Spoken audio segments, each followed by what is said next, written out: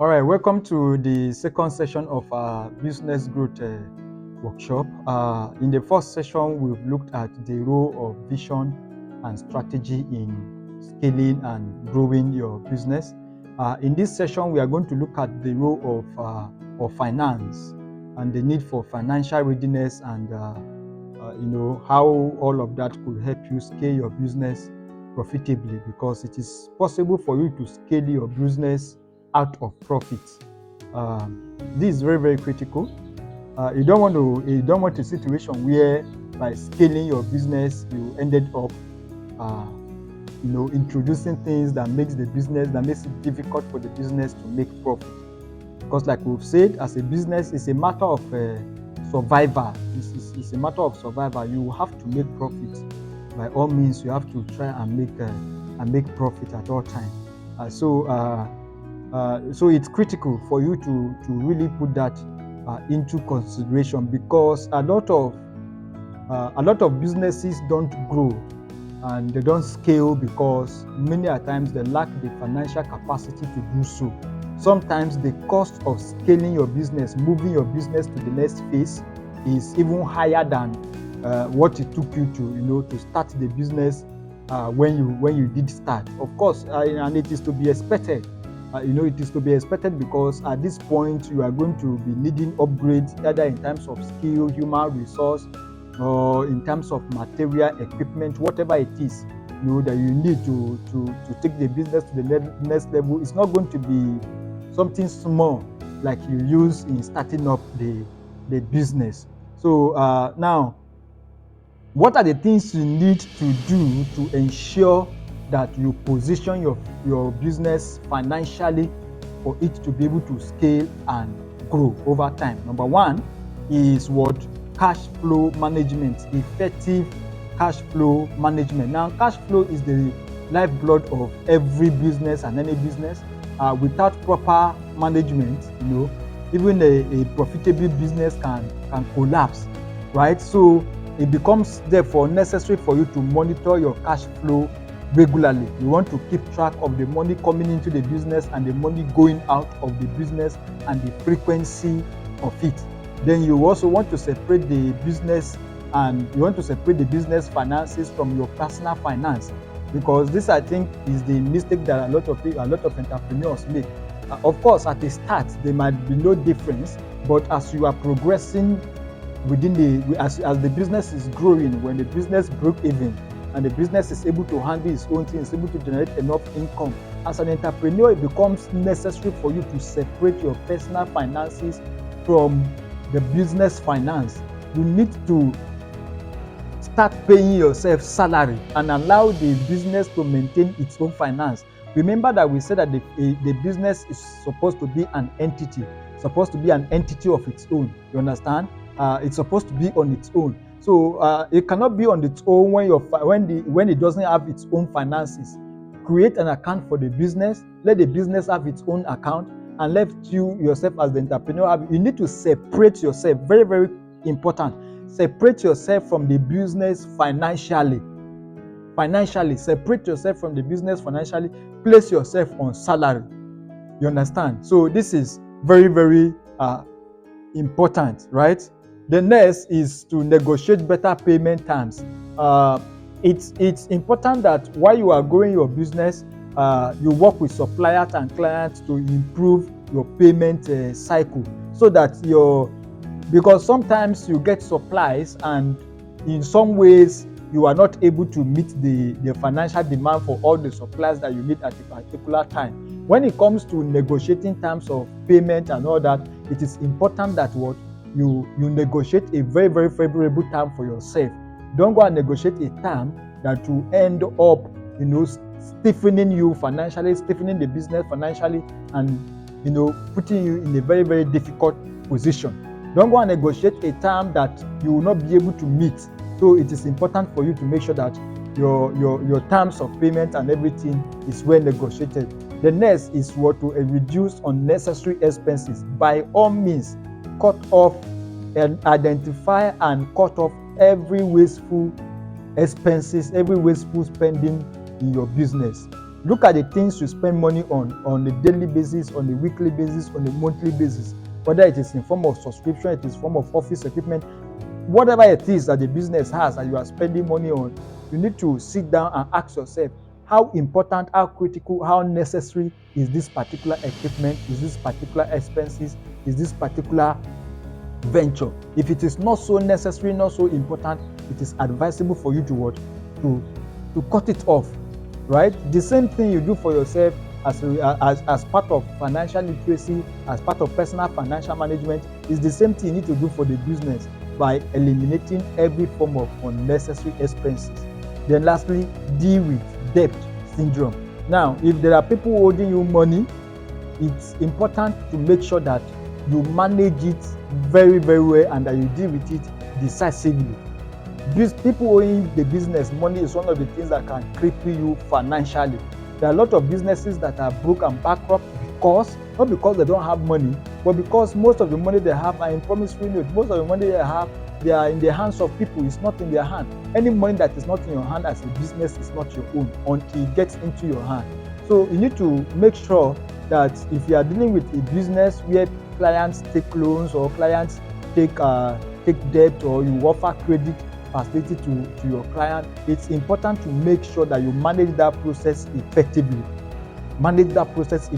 Don't give a credit. Don't give credit to anybody you know doesn't have the capacity to pay.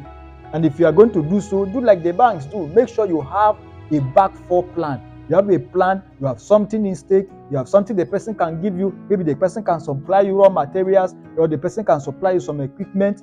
You understand that at least that when the person is unable to pay, you can say, okay, since you can't pay, just supply me equipment equivalent of the price. Supply me raw material equivalent of the price. In that way, you will not be losing the money in its entirety, right? Now, we take a quick break, and then when we return from that break, we will talk about pricing for profitability. Hi there. Thank you for choosing to participate in our workshop. We're thrilled to have you on this learning journey with us. If you just came across this video online or on our channel, you can access all the workshop videos on our website at jomorc.com or on our YouTube channel at Jomo Mentorship. Looking to take your skills to the next level? Explore our wide range of in-depth courses at elearn.jomorc.com. Here's a glimpse of what we offer. Number 1, business planning and implementation. Number 2, business documentation and accounting. Number 3, business registration and legalization. Number 4, agribusiness establishment and management. Number 5, decoration and events planning enterprise. Number 6, fashion design enterprise. Number 7, food processing and packaging. Number 8, green energy enterprise. Number 9, oil and gas enterprise. Number 10, real estate and construction enterprise. Number 11, technology and security enterprise. And number 12, fintech and e-commerce enterprise. Whether you prefer learning remotely or at your own pace, we've got you covered with our flexible and engaging training experiences. Visit elearn.jomorc.com today and start building the future you deserve. Welcome back from that short commercial break. Now let us talk about pricing for profitability. Pricing is another key component of your business that can make or mar your business. Remember, we say that every business needs to make a profit. It is a matter of survival for every business. Any business that is not making profits is not going to grow. It will not live. It will soon die, right? So every business, a profit is the very oxygen that keeps the business alive. So it's important, therefore, for you to ensure that at every point in time that your business is making profit. Therefore, there are a few things you need to do. Number 1 is to maintain what we call value-based pricing. Value-based pricing is charging your goods, product, or services on the basis of the value for which you are offering it for. See, it's one thing to want to produce a high quality, a high value product or service. It's another thing for your client to pay for the value that it is worth. So if your business is producing a high value product or service, and the pricing is not based on that value, then definitely you are going to run into serious problem. make sure that whatever it is that you are charging, except maybe if you are doing more like a penetration pricing system, but that is something that is supposed to be short-lived. It's not supposed to be there for a long time, 2 months, 3 months, highest 6 months. 6 months is actually too much, but if you think it's necessary, then fine. But once you are done with that period, you need to return back to normal price so that the business is able to generate what? Enough revenue, enough profit to keep it alive. The next is competitive pricing. Now, you want to research the market rate, but then you want to also avoid undervaluing your services or your product. You want to make sure that you don't price your product too low just because you want to keep up with competitors. But again, it is important that what you consider what your competitors are offering. The next is what? Cost plus pricing. Now, cost plus pricing is a system where you calculate the total cost of what it costs you to produce the service or it costs you to produce the product, and then you add something on top to serve as your profit. All of these things I have discussed can be slimmed into one, ensuring that any pricing technique you are using gives you enough profit, gives you a value-based profit. You understand? Now that is very, very critical. Now let's look at funding for your business, right? Now when you want to scale your business, your funding needs are going to change. The funding needs of a business that wants to scale and the funding needs of a business that is just starting are not the same, right? A business that wants to scale already have credit score, already have some records to speak for it, for its profitability, right? Unlike a startup. So now, what are some of the external funding options that you can explore when you want to scale your business, right? Number one is bank loans. Now, Nigerian banks such as the Bank of Industry and commercial banks offers SME loans, but require some strict conditions and adherence to meeting some criteria. Right now, this will also be a good source for you because, as it is, you have started the business for about 2, 3, 4, 5 years, and you have some track record with your bank. You have some track record already. You have some traction and all that. So you are likely very, very attractive to investors and all that. So approaching bank or any of these government agencies that specialize, that are created to boost business growth, to offer soft loans to businesses, will also be a good option for you. The next is government grant and programs. You can also take advantage of government programs such as you win, the LISEL, the CBN, SME loans. All of these things are non-payable funds that you can also leverage on to use and scale your business. The next is angel investors and venture capitalists. Angel investors are people who wants to invest in your business just to assist you, and then venture capitalists are people who want to invest in the business in exchange for equity, right? So you can approach any one of these people depending on the one that is most suitable for you. Venture capitalists will also want a share in the company if they are going to invest. The good thing is that at least having run the business for a while, you will be able to meet their requirements. You'll be able to have the necessary traction that a venture capitalist will be looking for in a business before they invest. And platforms such as Lagos Angel Network, LAN, can also help you connect with investors. The next is crowdfunding. Crowdfunding is also another way that you can raise money to scale your business, to grow your business. And platforms like Niger Fund, GoFundMe, these are platforms that you can use, you can leverage on to also carry out your crowd funding. The next is reinvesting profits. This, for me, is even the most safest way to scale your business financially. You scale your business by meeting the financial requirement for scaling the business. Every profit that comes out of the business should be reinvested back into the business. Remember, we've already mentioned the need for you to separate your finance from the finance of the business. If you have done that, it means that you are now in a position where the business is paying you salary. Now, if that is what is happening, it means the business is able to retain some finance of its own. Don't go and dip your hand into those finances of the business. We invest those money back into the business. You already earn a salary, for goodness sake.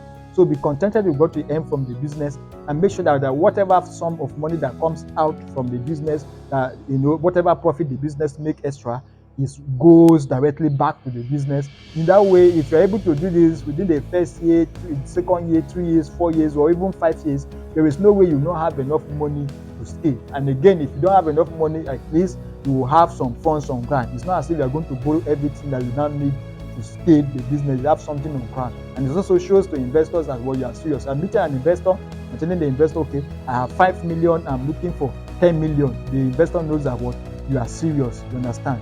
All right. So reinvesting profits is also another thing that can really, really work for you. We'll take this quick commercial break, and then when we return, I'm going to talk about some financial metrics that you should keep your eye on to ensure that your business is financially stable and sustainable. Hi there. Thank you for choosing to participate in our workshop. We're thrilled to have you on this learning journey with us. If you just came across this video online or on our channel, you can access all the workshop videos on our website at jomorc.com or on our YouTube channel at Jomo Mentorship. Looking to take your skills to the next level? Explore a wide range of in-depth courses at elearn.jomorc.com. Here's a glimpse of what we offer. Number 1, digital marketing fundamentals. Number 2, website optimization and marketing. Number 3, search engine marketing. Number 4, social media marketing. Number 5, content marketing. Number 6, email marketing. Number 7, digital analytics and reporting. Number 8, mobile marketing. Number 9, online reputation management. Number 10, artificial intelligence in digital marketing. Number 11, content creation and copywriting. And finally, number 12, affiliate and CPA marketing. Whether you prefer learning remotely or at your own pace, we've got you covered with flexible and engaging learning experience. Visit elearn.jomorc.com today and start building the future you deserve. All right. Welcome back from that from that quick commercial break. Now let's talk about some metrics that you should put your eye on. The first one will be what? Gross and net profit margin. The margin between gross profit and net profit. Gross profit is the total amount of profit you have made after you have removed your cost of production, right? Now, you have not removed other expenses yet, right? So once you remove other expenses, the next profit you now have is going to be what we call your net profit. Your net profit is after every other associated expenses have been deducted. You need to keep an eye on these two things. You need to keep your eye on these two things and even the margin between them, right? There is no way that your associated cost should be more than your actual cost, right? So you need to keep your eye, to ensure that your business remains profitable at every stage. Your gross profit and your net profit. Again, salaries will be part of what you will deduct from your gross profit, cost of labor and all that. Then next is customer acquisition cost. What does it cost you? That is what we call CAC, customer acquisition cost. What does it cost you to acquire a customer?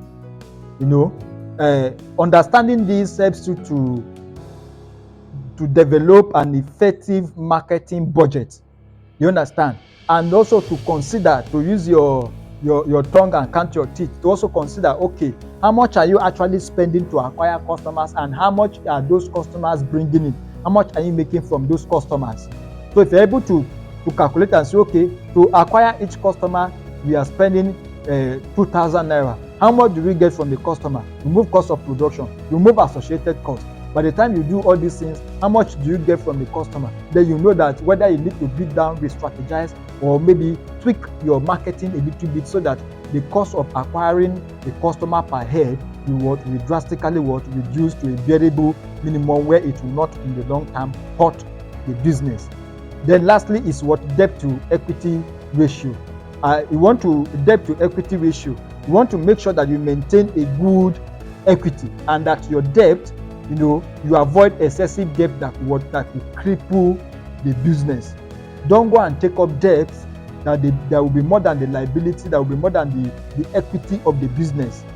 You understand? So make sure that any debt that the business is taking is something that is within the ambit of the business and the business can comfortably and conveniently pay. These are very, very critical. Now, in conclusion, it's critical for you as a business person to look at your finances. Keep an eye on your finances, because your finances will determine whether you are able to scale or not. Improper recording, not keeping your matrix in check, allowing overspending, unnecessary expenditures are some of the things that are going to make sure that you will be unable to scale your business. This is the reason why the market women are unable to scale their business. This is why the nano businesses, the kiosks on the street corner is able to scale. Why? Because what the storekeeper is using to maintain the business is practically more than what is getting from the business. And in another flip, the person is treating the business as a source of livelihood. So every time the business makes money, makes profit, the person eats it. The person don't just even eat the profit, it eats both the profit and the capital. And so people, to restock their business, they now have to go and borrow from a friend, borrow from a family member to restock. That is why they don't grow. If you continue to do the same thing, you will not grow. You will not be able to scale your business. You need to be patient and gently work with your business to ensure that the business comes to that point where it is financially stable. Then you separate your personal finances from the finance of the business at that point, and then allow the business to manage its own affair. You understand? And then you don't dip your hand into the pocket of the business. Of course, the business will not scream at you because it's a business. You understand? It's not really a living organism as a living organism like a human being. So it will not scream. It will scream in indices. You see indices, you see indicators.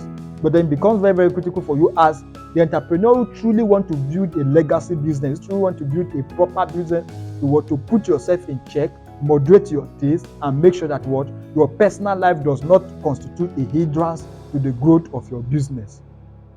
Now, I would like you to share with us, your idea about financial management as it comes to business.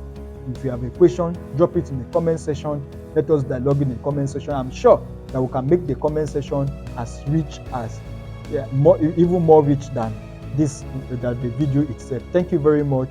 See you in the next